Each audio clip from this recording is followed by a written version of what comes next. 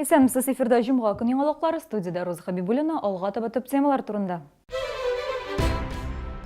Шәхси балалар бакчасын сайларгамы, хөкүмәтнекенме? Аларда барлык таләпләрне үтәләме? Белгечләр киңәшен тыңлыйбыз. Шәһәрдәшләр яңа түләү кагазларын алдылар, әмма аларның күбесендә сораулар барлыкка килде.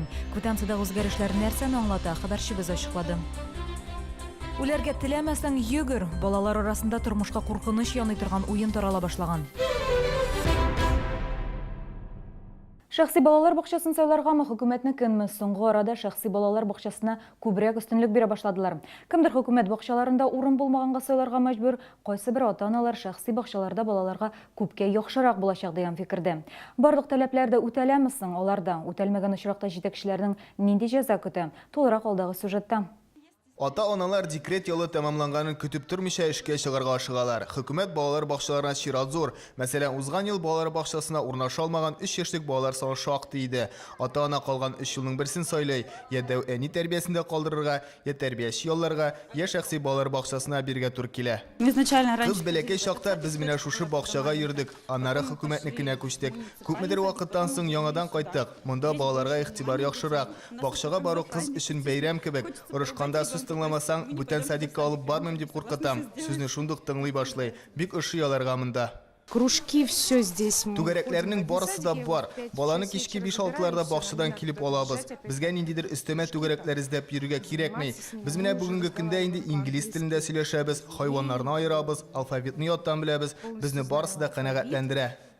Күп кенә ата-ана өчен өстәмә хезмәтләр, төрле түгәрәкләрнең булуы бик әһәмиятле. Аларның күбесе хөкүмәт бакчаларында юк. Шуңа күрә шәхси бакча җитәкчеләренең, анда эшләүче хезмәткәрләрнең җаваплылыгы да зуррак дигән сүз. Гигантская ответственность. Җаваплылык үтә зур. Берничә эшне бергә алып бару бик мәшәкатьле. Чөнки монда тәрбия, куркынычсызлык таләпләрен катлый үтәргә, шул вакытта төрле һәм күп санлы юнәлештәге эшне бергә алып барырга кирәк. Иң зур эш тәрбия. Моңа баланы карау, барлау гына түгел, ә баланың үсешен тәэмин итү һәм тагын бик күп эшләр керә. Балалар куркынычсызлыгы тәэмин ителүгә аеруча зур игътибар бирелә. Күптән түгел генә Шаллы шәхси балалар бакчаларының берсендә бинаның түбәсе ишелде. Бәхеткә каршы зыян күрүчеләр булмады. Түбән Камада шундый бакчаларның берсендә 2 яшьлек бала аяк бутын сындырган. Шуннан соң Татарстан прокурорлык хезмәте республикадагы барлык шәхси бакчаларында тикшерергә буйырды. Түбән Камадагы әлеге бакчада берничә кагыйдә бузу очрагы табылган. Проверки детского центра. Ягодки шәхси балалар бакчасын тикшерү нәтиҗәсендә 19-20 маддәләрнең беренче өлеше буенча административ эш кузгатылды. Лицензиясез килеш эшләүләре ачыкланды. Шул сәбәпле судка әлеге бакчаның эшчәнлеген туктату буенча шикаят гаризасы юлланды. Балалар бакчалары белән беррәттән барлык хөкүмәт һәм шәхси учреждениялар шул исәптән бассейннарда тикшерелә. Кулланучылар күзәтчелеге асылда чисталык нормалары, куркынычсызлык кагыйдәләре үтәлүен, медосмотр булу-булмауны, су сыйфатын, температураны режимын тикшерә. Наиболее часто Кайда вакытында җыештырмаганнар, кайда хезмәткәрләр вакытында медосмотр узмаган. Бүгенге көндә тупас рәвештә кагыйдә бузу очраклары теркәлмәде. Исегезгә төшерәбез, узган ел Шаллы бассейннарының берсендә 11 яшьлек кыз батып үлгән иде. Бәхеткә каршы Шалдагы шәхси балалар бакчаларында зыян күрүче балалары юк. Гамәлдәге тикшерүләрнең максаты моны алга таба да булдырмау. Бакча җитәкчеләре шуны онытмаска тиеш. Ата-аналарга газиз балаларының гомерен ышанып тапшыра. Райнур Аграмтинов, Константин Величко, Сергей Вильданов, Яңалыклар. Бүген шәһәр идарәсендә түрәләр белән эшмәкәрләрне сыйладылар. Мэриядә азык-төлек товарлары күргәзмәсе узды. Бездә җитештерелгән продукцияның тәмен барлык кунаклар да татып карый алды. Күргәзмәгә җыелганнар бер очтан эшлекле җыелышта уздырдылар. Толырак алдагы сюжетыбызда. Спасибо. В следующий раз. А то сейчас мы покушаем и нам работать не захочется. Шәһәр башлыгы Наил Мәхдиевтән аермалы буларак килгән кунакларның күбесе күргәзмәдәге ризыклардан баш тартмады. Тамак ялап алганнан соң эш турында да сөйләшергә була. Җыелган кунаклар шулай эшләде дә, асылда барысы да үзләренең уңышлары белән бүлеште. Наша стратегия сформирована в 3 базовых направлениях: человеческий капитал, экономика, пространство. 3 единства, при котором одно без другого не существует.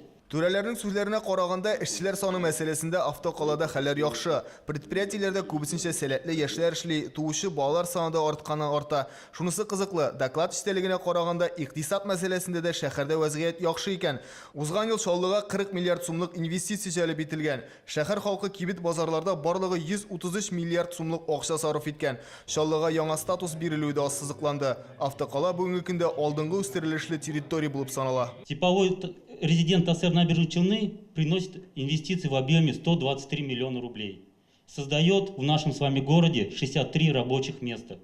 Занимает площадь в 3000 квадратных метров. Шалы тағын 500 яңа предприятие қабыл ете ала. Алар үшін мақсус 480 гектар бош жер барлап қойылған. Яңа резидентларны барлық иллерден дә жәлеп итәргә телиләр. Моның буенча махсус программа әзер. Шуның негізінде шет ил оешмалары үзләренә охшаган биләмәләрне ансат сайлый һәм җайлы гына теркәлү уза ала. Киңәшмәдә яңгыраган бердән-бер проблема Шалуда канунсыз рәвештә исерткеч эчемлекләр сату мәсьәләсе булды. Райнур Агламетдинов, Кирилл Ерофеев, Ленар Султанов, Яңалыклар. Салым хезмәте идарәсенә хисап тапшыру вакыты башланды. Хисап тапшыру бурычы кемнәргә йөкләнгән? Сатып алганнан соң 3 ел узмаган килеш күчемсез милекләрен саткан кешеләр салым идарәсенә хисап тапшырырга тиеш. Шулай кыйммәтле бүләкләр алган затлар, нидә дә булса, милеген арендага биреп торучылар, чит илләрдән керем алучылар бу турыда идарәгә хәбәр итәргә бурычлы. Быел салым хисаплары буенча үзгәрешләр дә бар. 2016 елның 1 гыйнварыннан соңрак сатып алынган күчемсез милекне саткан очракта аның кереме өчен салым кадастр бәясенә карап билгеләнә. Узган ел өчен салым хисаплары 2 майга кадәр тапшырырга тиеш. Гыйнвар айына коммуналь хезмәтләр өчен түләү кагазларын күреп күпләр аптырашта калды. Яңа түләү кагазларында СОИ дигән яңа 3 графа барлыкка килгән. Әлеге графаларда күрсәтелгән бәяләр дә халыкны гаҗәпләндерде. Бу мәсьәләгә хәбәрчеләребез ачыклык кертте. ОДНның коммуналь хезмәт түреннән торакка күрсәтелгән хезмәт түренә күчерелүе халыкны бутады гына. ОДН элек гомуми йорт чыгымнарының счетчик нәтиҗәләренең аермасыннан чыгып билгеләнде. Аның күләме счетчик күрсәткечләренә бәйле рәвештә ай сайын үзгәрә иде. Хәзер барысы да башкача. Түләү кәгазьләрендә яңа графалар барлыкка килгән. Булар СОИ ХВС, СОИ ГВС һәм СОИ электр энергиясе. СОИ ул содержание общего имущества, ягъни гомуми милекне тәэмин итү чыгымнары. Аның күләме һәр йорт өчен төрле, әмма үзгәрми торган булачак. Исәпләү формуласы түбәндәгечә: гомуми кулланылыштагы 1 квадрат метрны башта тарифка, аннары гомуми кулланылыштагы мәйданга тапкырдыйбыз, килеп чыккан санны барлык торак мәйданына бүләбез. Гомуми кулланылыштагы мәйданның күләме квитанциянең аскы өлешендә күрсәтелгән. СОИ графасындагы соннар алга таба үзгәрмәячәк. Соңгы елларда ОДН күләмен кайбер йортларда 0-га диярлек калдыру бәхетенә ирешкәннәр иде. Ә хәзер үзгәрешләр кертелгәч, моның мәгънәсе калмады. Ул йорттагыларга да гомуми милекне тәэмин итү чыгымнарын түләргә туры киләчәк.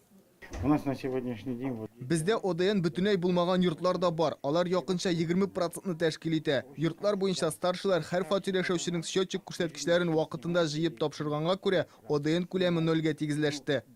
Яңа канун буенча ОДНдагы аерманы алга таба идарә итү оешмаларына үз кесәләреннән түләргә туры киләчәк. Начисления только прошли, да, у нас нет. Түләүләр әле яңа гына гамәлгә ашырыла башлады. Нормативның иң югары чиге турында да чыгымнар нинди күләмдә булачак, ул хакта да бездә әлегә мәгълүматлар юк. Алга таба күз күрер, бәлким хәлләр алай ук начар да булмас. Торак коммуналь хуҗалык белгечләре түләүләр барышын күзәтеп барачак. Сораулар туган чиракта идарә итү оешмасына яисә шәһәр исәп-хисап үзәгенә мөрәҗәгать итәргә кирәк.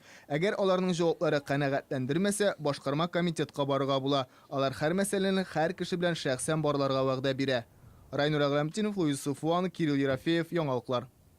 Бала хукуклары буенча вәкаләтле вәкиле Анна Кузнецова чаң суган. Балалар арасында тормышка куркыныч яный торган уен тарала башлаган. Аның кагыйдәләре интернетта таратыла. Бала бара торган машина алдыннан йөгереп чыгарга тиеш. Еш кына мондый мәгълүматны балаларның телефонында күзәтергә була. Бу куркыныч уенны ничек туктатырга хәбәрчебез ачыклады.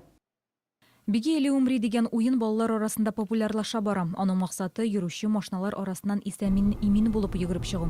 Ләкин бу һәр вакытта да килеп чыкмый шул. Юлның икенче ягында барысында йөгерүченең иптәше телефонга төшереп тора. Шәһәрдә инде мондый очраклар булган. Бәхетебезгә зыян күрүче юк. Әмма ЮХД хезмәткәрләре шоферларга аеруча да игътибарлы булырга киңәш итә. Мне приятельница вот прям позвонила, говорит, сижу, дышу. Говорит, чуть-чуть не сбила ребенка. То есть, да, это у нас уже есть. Перед транспортным средством может появиться бегущий ребенок, поэтому, проезжая, особенно по дворовым территориям, всегда быть внимательными и видеть, контролировать поведение детей, подходящих только хотя бы к проезжей части.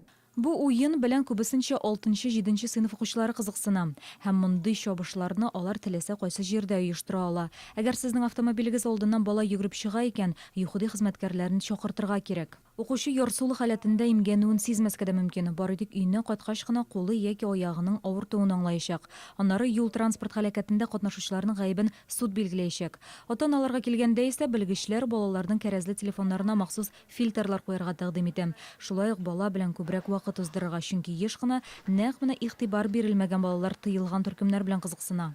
Задать вопрос: ты никуда не вступил? А ты что там? Вот такой вопрос точно не надо задавать. Потому что ребенок, возможно, вообще ничего не знает ни о каких группах. А ему вопрос задали, он говорит: да, а что за группа? Я бы, наверное, все-таки рекомендовала просто больше времени проводить с ребенком, чтобы понимать, чем он живет. Шәһәрдә куркыныч уеннарны кисәтү буенча профилактик чаралар узачак. Йохуди хезмәткәрләре укытучылар белән әңгәмә үткәрергә планлаштыра.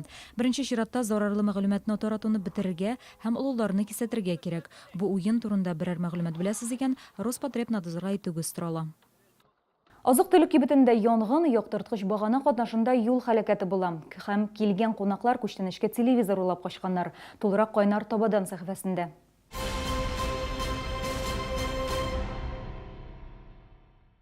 Бүгенге иртә янгыннан башланып китә. Низап бистәсенең 18-нче мәхәлләсендә сәгать иртәнге 6-да тукталышта урнашкан кибет яна башлый. Аның эчендә дә тышкы ягына да ут каба. Янгын электр шилтәренең йөкләнеше аркасында килеп чыга. Бәхеткә бу вакытта бер кеше дә булмый, зыян күрүчеләр юк.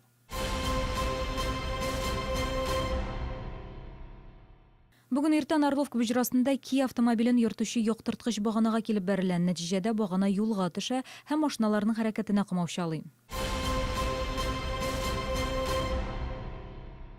Сидоровка бистәсендә яшәүченең кунагы телевизорын урлап кача. Полиция хезмәткәрләре 36 яшьлек Иратны кулга ала. Бу инде аның беренче җинаять кылуы булмый. Ират белдергәнчә, ул телевизорны саткан, акчасын тотып бетергән. Аңа хәзер 2 елга иректән мәхрүм итү яный. Чаллы паркларының проектларын төзүдә һәр теләгән кеше катнаша ала. Бу елларда Тукай яр буе, Шишкин һәм Тинчурин бульварларының проектын төзүгә багышланган семинарлар узачак. Семинарларга архитекторлар, студентлар, эшмәкәрләр, җәмәгать проектлары кураторлары белән берлектә Татарстан президенты ярдәмчесе Наталья Фишман да чакырыла. 11 февральдә 1 санлы мәктәптә Тинчурин бульвары проекты турында сөйләшү ниятләнә. Шул ук көнне кичке 6-да энергетиклар мәдәният сараенда Тукай яр буеның киләчәге хәл ителә. 12 февральдә 19 санлы мәктәптә узачак семинар Шишкин бульвары хакында булачак. Китапханәчеләр чаллыларны беренче тапкыр Татарстан язучылары белән таныштырырга булдылар. Моңа багышлап китап бәйрәмен узды. Шәһәрнең Үзәк китапханәсендә бәйрәм концерты, ахолында китаплар күргәзмәсе оештырылды. Соңыннан республиканың танылган язучылары, килгән кунаклар, укытучылар һәм укучылар белән аралаштылар. Моның ише бәйрәмнәр ешрак булыр дип планлаштырыла. Татарстан китап нәшриятыннан безгә кунакка аның хезмәткәрләре Ленар Шәйх, Рифат Сәләх, Николай Максимовлар килделәр. Бу сезгә җиткерәсе соңгы мәгълүматыбыз иде. Алдагы елларыгызны файдалы һәм күңелле үткәрегез. Сау булыгыз.